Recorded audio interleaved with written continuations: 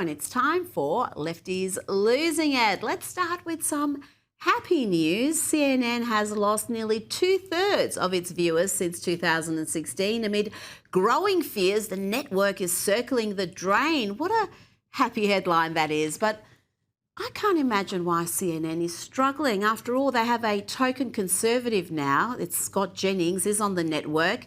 Here are 5 lefties, including the host, just yelling at him for existing. Not what she said. Are you saying they can't figure out how to vote? Let me offer the proof. Are you saying they can't figure out how to vote? This is the exact same argument. It is a fact. I can't understand why that's not rating. It's hugely entertaining. Let's have an example of the balance that CNN is famous for from Abby Phillip. Let's see Abby's always consistent analysis when Ilhan Omar was sprayed with salad dressing compared to when President Trump was shot by a deranged lefty. Ilhan Omar, in particular, has been the center, and you heard it there from the president, the center of a lot of awful attacks. He called her garbage. Donald Trump is actually responsible for the vitriol. So is there going to be any acknowledgement of that? Should there be? It's not about the politics of the individual. I mean, look at these people. The thing that they have in common is their complete lack of mental stability. Why is that not the conversation? Why are we in this place of who's to blame? Is it the Democrats or the Republicans? The Republicans aren't trying to assassinate the Democrats. And a lot of talk of they. And then when it's not a they, it's just a person. It's an individual. Let's hear now from trans activist Lily Tino Contino, who has gone from being passive-aggressive to aggressive-aggressive. Fresh from being investigated by authorities for filming real women in female restrooms in Disney, Contino is claiming that if you're guilty of the crime of misgendering, then there will be a confrontation. Oh yes, the dudes are losing it. Because if we meet and you call me by the wrong pronouns, it's going to be a confrontation. And I don't think you want that. I think you just want to go about your day. I want to go about my day. I don't want to have to be upset about getting misgendered. And I know you don't want to purposefully upset people. And if you do want to purposefully upset people, then you need to look in the mirror and ask yourself why. Why am I like this? Why do I want to make people's lives harder? Why don't I want to lift up my fellow human? You see, it's not about making lives harder. It's about not submitting to bullying or indulging in the delusions of confused folk, even if those confused folk are threatening confrontation or violence. Now to Munich, where Secretary of State Marco Rubio delivered an exceptional speech, genuinely profound, but Alexandria Ocasio-Cortez, well, she wasn't impressed. Was a pure appeal to Western culture. My favorite part was when he said that American cowboys came from Spain. I thought they came from Winnetou, but I believe the Mexicans and descendants of African enslaved peoples would like to have a word on that. Actually, it did originate in Spain, and AOC might also want to reflect on why Mexicans speak Spanish.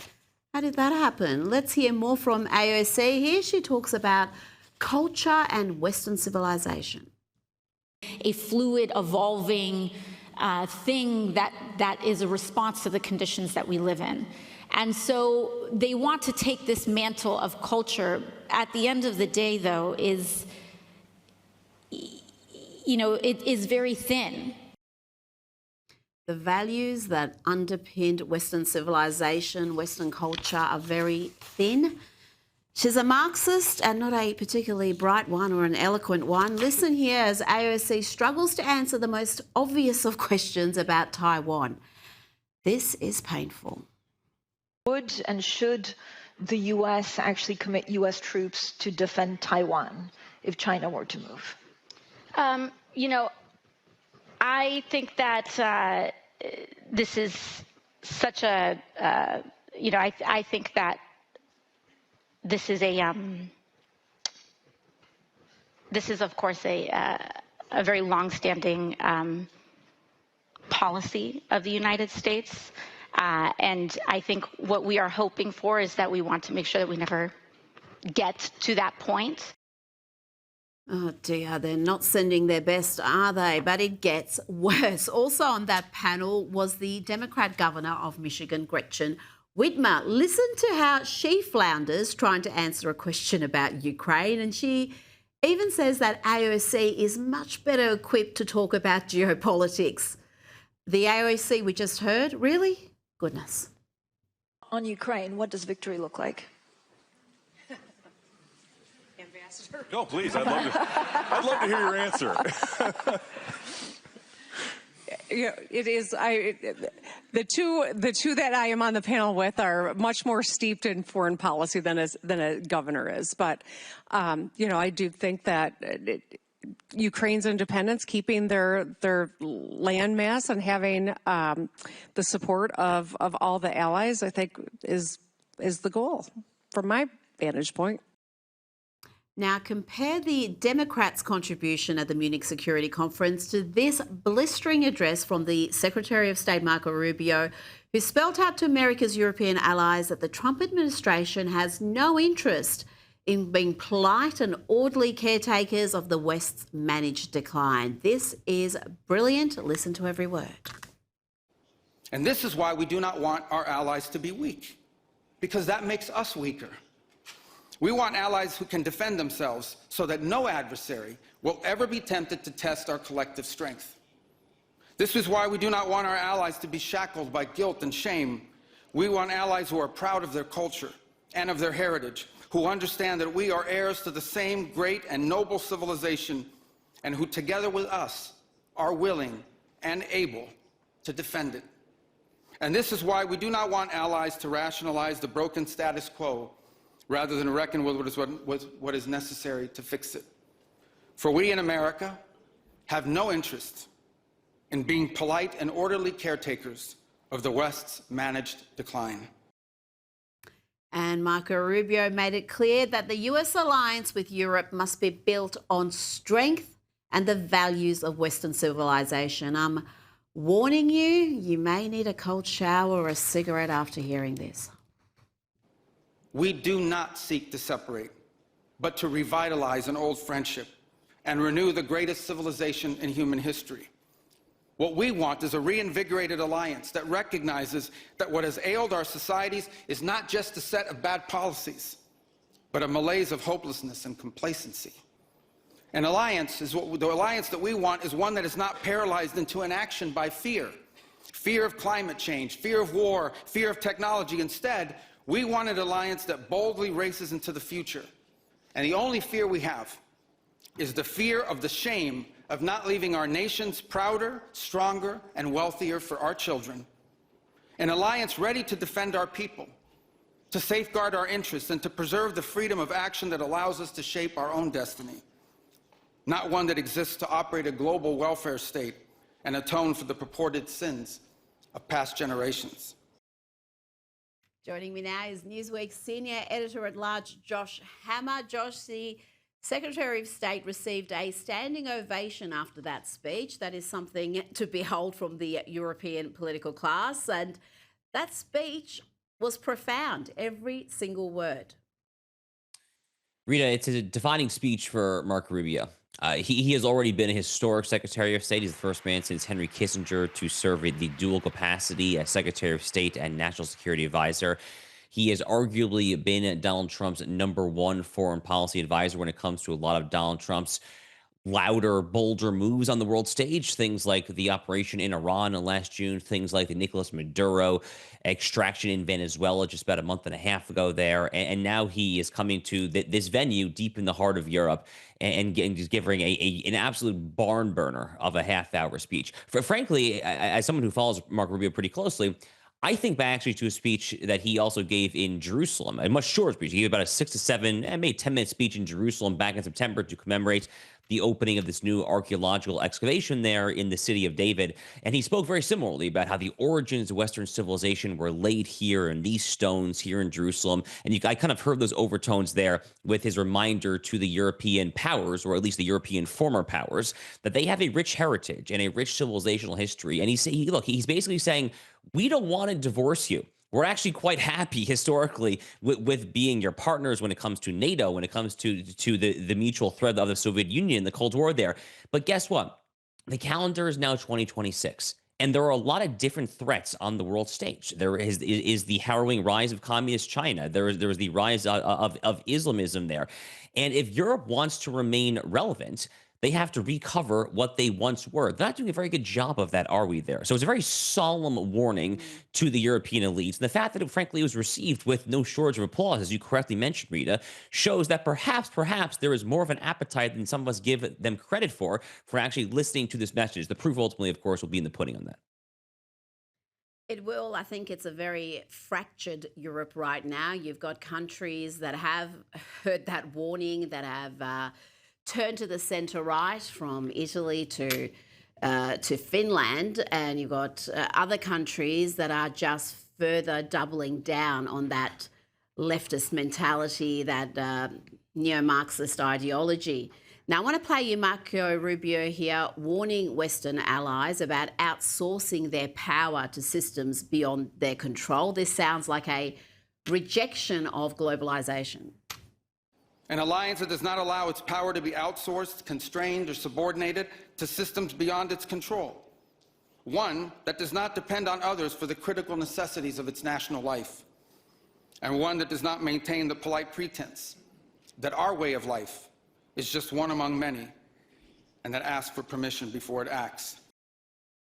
Josh, she rejected the notion there that all cultures are equal, something that AOC was very aggrieved about when she spoke later.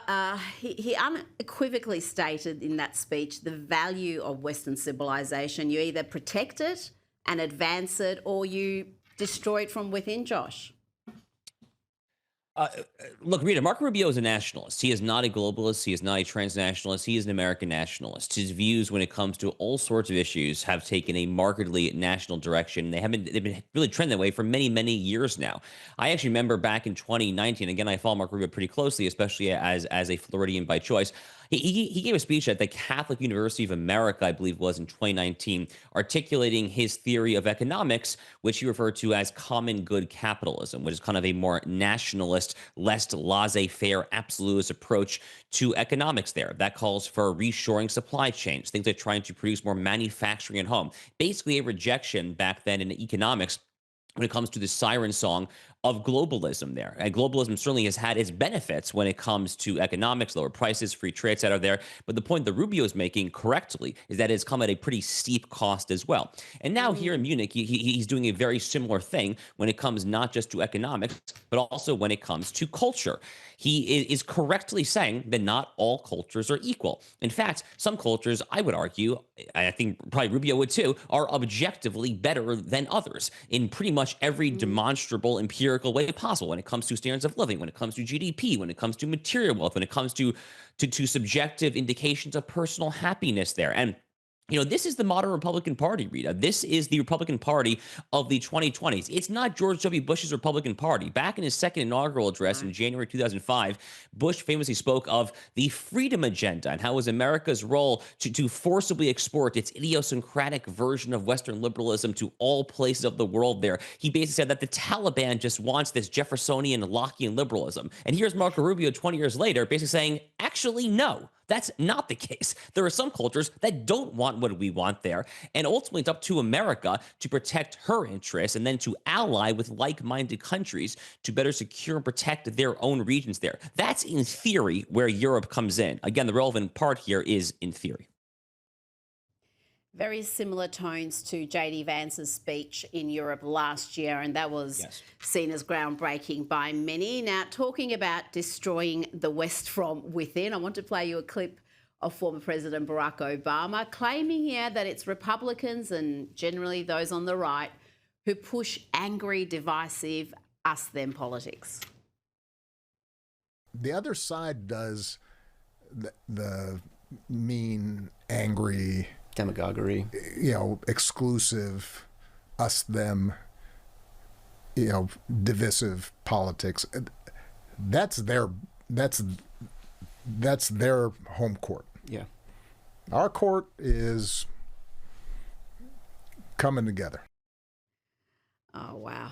Josh, what's your response to that wild projection from the former president?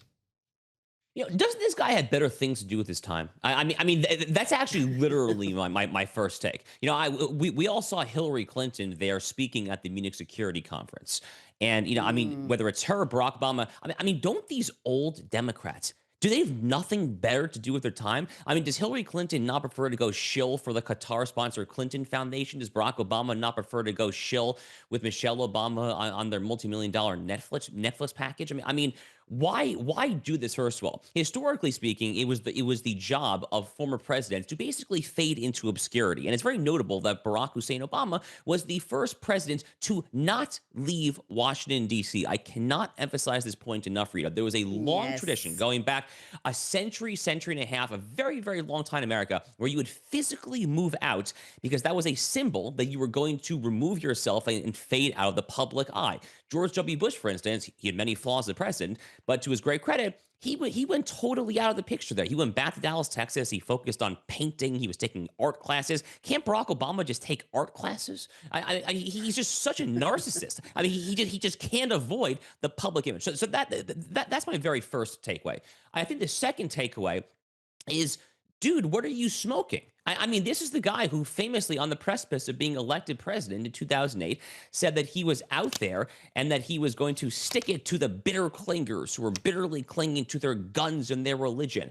Just days before he was elected over John McCain, he said that we are days away from fundamentally transforming the United States of America. And it should be self-evident that one does not seek to fundamentally transform that which he loves. And frankly, most Americans love their country. So you want to talk about divisive? Well, that was pretty divisive. His whole presidency was divisive, actually. The Obamacare statute, the Iran nuclear deal, the this, the that there. When he famously stood over Paul Ryan, Eric Cantor, and said, hey, guys, I won, you lost, as his justification for passing Obamacare. So he's the last person in the world who should talk about this there. The chutzpah, frankly, is through the roof. But again, as I said, this is the guy who famously refused to move out of D.C. because he just thinks that he is that much brighter and more special than everyone else. Guess what? He's not. Well, maybe he didn't move out of DC because he had that infamous third term under the Biden years. There was a lot of conjecture about really who was calling the shots, because we know it wasn't Joe Biden. He was not cognitively sound throughout much of that presidency. Now, I mentioned earlier in Lefties Losing It that CNN has lost nearly 2/3 of its viewership since 2016, just an incredible decline. And when compared to the same part of the year in 2021, the drops were even more pronounced, Josh, 71% for prime time and 73% during the day. This is according to the latest Nielsen ratings. How can they reverse this, Josh? Or do they even have an appetite for reversing it? Because they have become an activist network. Ratings and breaking news don't seem to be a huge consideration. Rita, frankly, I don't know that they actually want to turn this around. I genuinely am not, because frankly, viewers have been fleeing the network for years and years and years, and they've done virtually nothing to try to change course. There are precisely two people on CNN who are worth watching. One is my Salem colleague, Scott Jennings, who is absolutely amazing and owns the libs there on a seemingly day in, day out basis. The other is Harry Enton, who I've known since we were 18 years old. Harry and I go way back, who is just a very funny, well-spoken, purely objective, nerdy polls guy. He's no ideology, no policy, no nothing, just pure entertainment kind down the polls. So the only two people that have any kind of core viewership these days are, one, the token conservative, two, the totally non-ideological, nerdy polls guy there. As for all the other jokers there, Jake Tapper, Wolf Blitzer, got Caitlin Collins, my God, there. Who was watching these people? Who was the person who was getting up in the morning and saying, oh my God, I cannot wait to see what Caitlin Collins or Erin Burnett says on CNN today. That demographic, to the extent that ever existed, simply does not exist anymore. And it's actually not just a cable news thing. A lot of people say, oh, People are fleeing cable news in general. Not true, actually. Fox News currently is putting up the greatest numbers in the history of American cable news. So people are definitely not fleeing Fox News. They're fleeing CNN faster than you could say Wolf Blitzer, though, because they've been offering the same barely warmed over pablum for years and years and years. And there's some rumors as to whether or not the owners might seek to divest CNN there. But either way, this is not going to have a happy ending if they continue on their current route. Well, their digital traffic, as a lot of people point to online viewership, because that's growing at a rapid pace. But again, CNN seems to be struggling there against competitors. So it's the product, it's the content that people are rejecting. Josh Hammer, thank you so much for your time tonight. Thank you, Rita. Joining me now, celebrity and royal commentator Kinsey Schofield.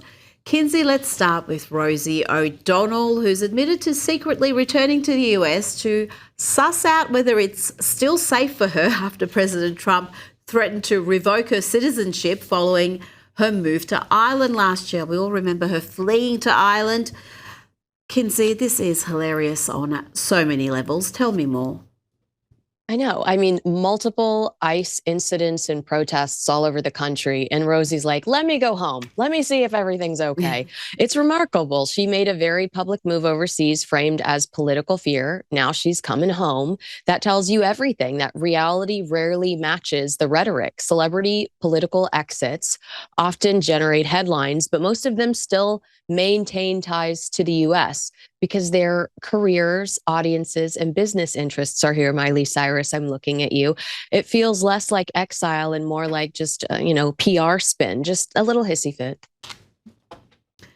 Now, talking about attention seekers and hissy fits, an ex-ESPN personality, Sarah Spain, has unleashed an attack on Vice President JD Vance after sitting near him at the Winter Olympics. She said, "When I see JD Vance's eyeliner face, I literally feel ill.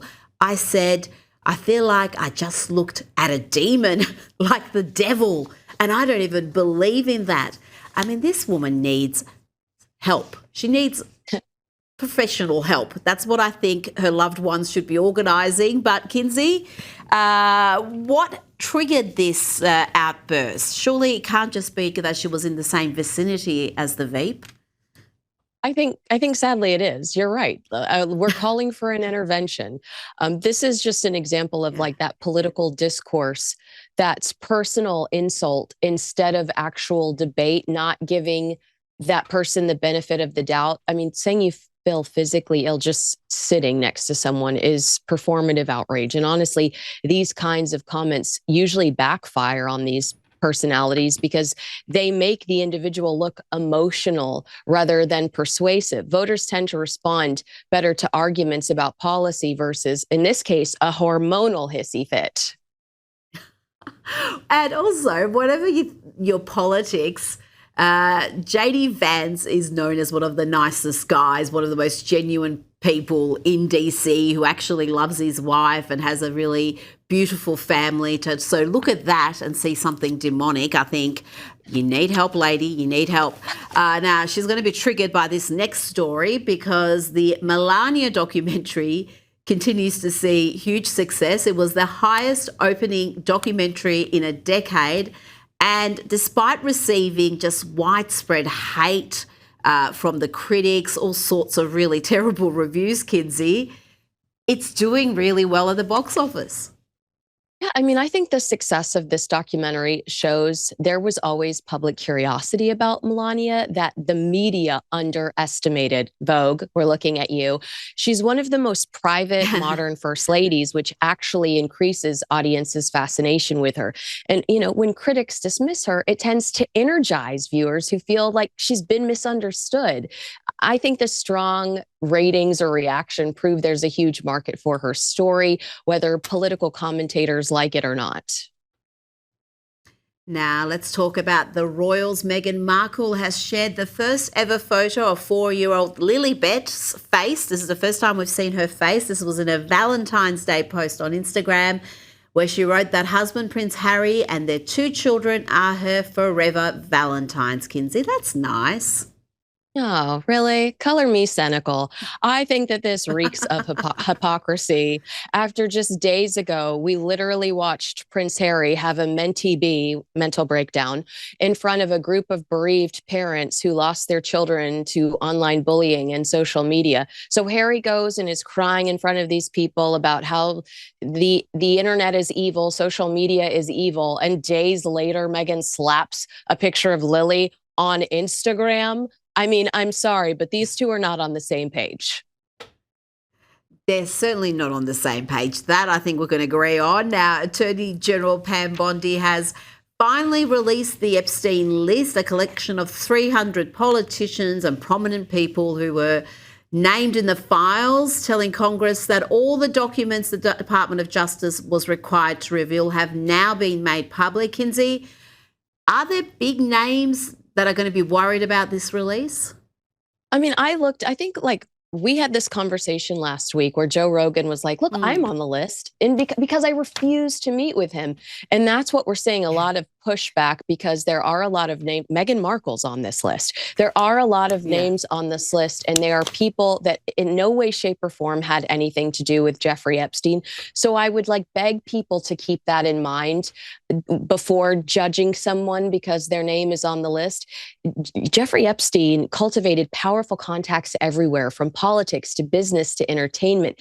The real question investigators look for is evidence of criminal participation, not just association. So yes, prominent names do appear on this list, but what matters legally is whether there's proof tied to actual offenses.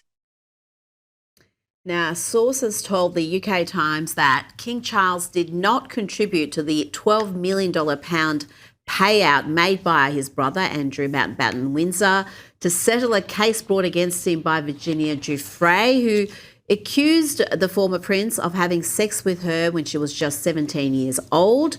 And she said she was trafficked to London by Jeffrey Epstein. Kinsey, there's no doubt that this whole issue is having a detrimental effect on the royals. We saw King Charles, I should say, heckled last week. I mean, that doesn't happen to the royals. He was asked about when he knew about his brother's association with Jeffrey Epstein.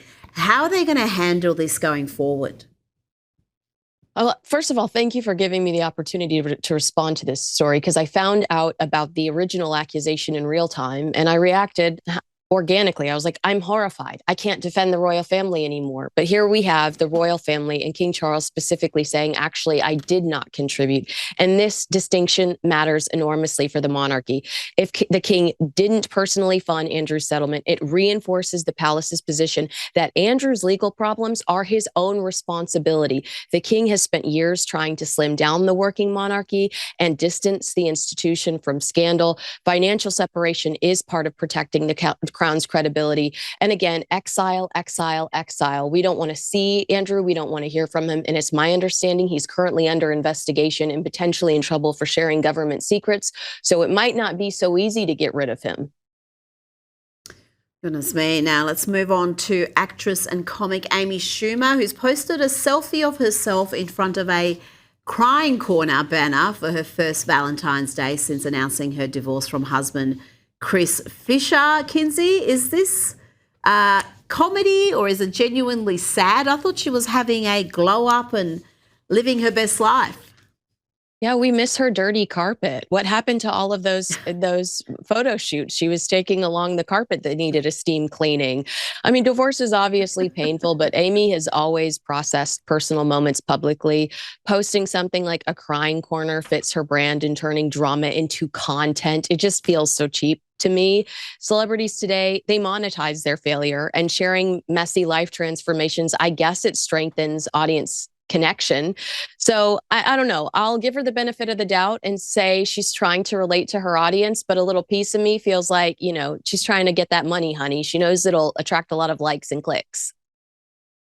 It is very relatable, so I'm sure it's going to get plenty of clicks. But what about the concerns her friends had about some of those social media posts? There was a series of bathing suit pictures in her living room with that carpet you mentioned. Is that been handled? Is she okay? Well, she was called out for that. I think she was embarrassed by that. And we did see her pivot. We saw her change her content. This is going back to flirting with her personal life a little bit more. But we haven't seen her in any bikinis lately. And I'd like to thank the Lord Jesus Christ for that. Kinsey Schofield, thank you so much for your time.